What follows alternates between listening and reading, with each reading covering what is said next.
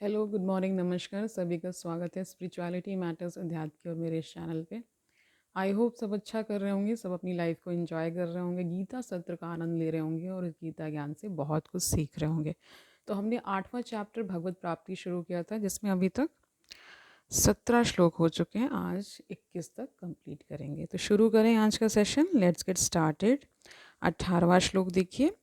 अव्यक्तात् व्यक्तया सर्वा प्रभवन्ति अह आगमे रात्रि आगमे प्रलीयन्ते तत्र एव अव्यक्त संग के। संग के का अर्थ होता है नामक, कहे जाने वाले के लिए ये शब्द इस्तेमाल होता है संस्कृत में। इसका अर्थ देखिए, ब्रह्मा के दिन के शुभारंभ में सारे जीव अव्यक्त अवस्था से व्यक्त होते हैं और फिर जब रात्रि आती है तो वे पुनः अव्यक्त में विलीन हो जाते हैं। इसका एक्सप्लेनेशन नहीं गिवन है, ठीक है, यानी तात्पर्य नहीं गिवन है। तो 19वां श्लोक देखिए। भूत ग्रामः स एव अयम भूत्वा भूत्वा प्रलीयते रात्रि आगमे अवशः पार्थ प्रभवति अह आगमे। आगमे मतलब आने पर। इसका अर्थ देखिए, जब जब ब्रह्मा का दिन आता है तो सारे जीव प्रकट होते हैं और ब्रह्मा की रात्रि होते ही वे असहायवत विलीन हो जाते हैं। इसका तात्पर्य देखिए, अल्पज्ञानी पुरुष जो इस भौतिक जगत में बने रहना चाहते हैं उच्चतर लोकों को प्राप्त कर सकते हैं उन्हें, किंतु उन्हें पुनः इस धरालोक पर आना होता है। वे ब्रह्मा का दिन होने पर इस जगत में उच्चतर तथा निम्नतर लोकों में अपने कार्यों का प्रदर्शन करते हैं, किंतु ब्रह्मा की रात्रि होते ही वे विनष्ट हो जाते हैं। दिन में उन्हें भौतिक कार्यों के लिए नाना शरीर प्राप्त होते रहते, किंतु रात्रि के होते ही उनके शरीर विष्णु के शरीर में विलीन हो जाते हैं। वे पुनः ब्रह्मा का दिन आने पर प्रकट होते हैं। भूतवा भूतवा प्रलीयति, यानी इसका अर्थ फिर से बताया है तात्पर्य में। दिन के समय वे प्रकट होते हैं और रात्रि के समय पुनः विनष्ट हो जाते हैं। इसीलिए शायद कहा गया है कि रात्रि विश्राम के लिए बनाई गई है। लेकिन ये भी कहा जाता है कि 3 लोग रात्रि में जगते हैं, योगी, भोगी और रोगी। क्योंकि आप समझ ही रहे हैं, तीनों का अर्थ आप सभी को पता ही है क्यों है। रोगी अपनी जो भी उसको व्याधियां लगी हुई हैं उसकी वजह से वो सो नहीं पाता। योगी ध्यानस्थ रहता है और भोगी अपने काम में लिप्त रहता है। इस वजह से ये तीनों लोग जागते हैं, ऐसा कहा जाता है। ठीक है, आगे देखिए। अंतोदगत्वा, जब ब्रह्मा का जीवन समाप्त होता है तो उन सब का संहार हो जाता है और वे करोड़ों वर्षों तक अप्रकट रहते हैं। अन्य कल्प में ब्रह्मा का पुनर्जन्म होने पर वे पुनः प्रकट होते हैं। इस प्रकार वे भौतिक जगत के जादू से मोहित होते रहते हैं, किंतु जो बुद्धिमान व्यक्ति कृष्ण भावनामृत स्वीकार करते हैं वे इस मनुष्य जन्म का उपयोग भगवान की भक्ति करने में तथा हरे कृष्ण मंत्र के कीर्तन में बिताते हैं। मैंने बताया है कि कौन से मंत्र का आपको संकीर्तन करना है। हरे कृष्ण मंत्र नहीं, हरे कृष्ण कृष्ण कृष्ण हरे हरे, हरे राम राम राम हरे हरे, ये मंत्र का आपको जप करते रहना है।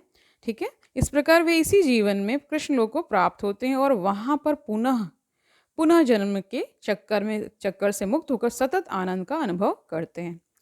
20वां श्लोक देखिए। परा तस्मात् तु भावः अन्यः अव्यक्तः अव्यक्तात् सनातनः यह सह सर्वेषु भूतेषु नश्यत्सु न विनश्यति। विनश्यति का अर्थ होता है विनष्ट होती है। इसका पूरा अर्थ देख लीजिए। इसके अतिरिक्त एक अन्य अव्यक्त प्रकृति है जो शाश्वत है और इस व्यक्त तथा अव्यक्त पदार्थ से परे है। यहाँ पर श्रेष्ठ, यानी यहाँ परा को मतलब श्रेष्ठ बताया गया है।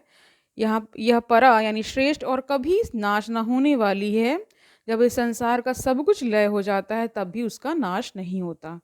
इसका तात्पर्य देखिए, कृष्ण की पराशक्ति दिव्य और शाश्वत है। यह उस भौतिक प्रकृति के समस्त परिवर्तनों से परे है जो ब्रह्मा के दिन के समय व्यक्त और रात्रि के समय विनष्ट होती रहती है।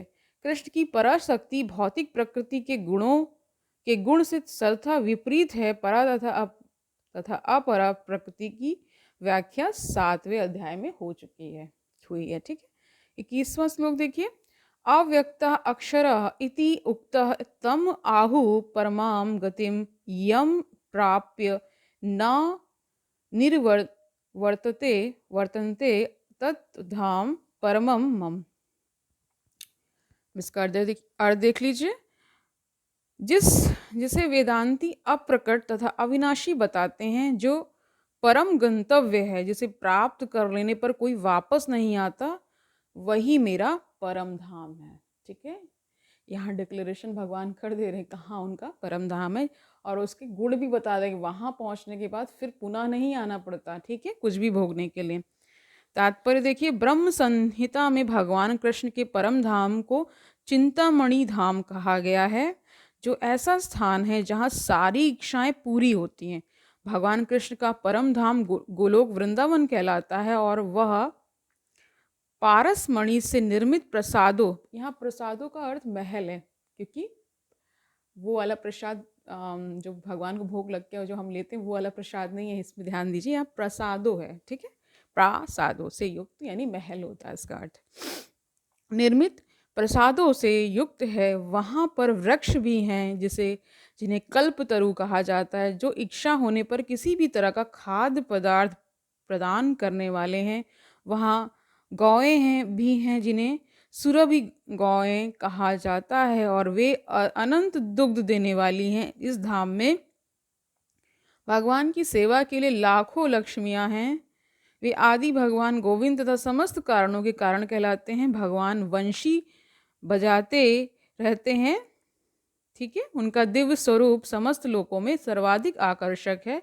उनके नेत्र कमल दलों के समान हैं, और उनका शरीर मेघों के वर्ण का है। वे इतने रूपवान हैं कि उनका सौंदर्य हजारों कामदेवों को मात करता है। अब देखिए, कामदेव को डिजायर का गॉड कहा जाता है।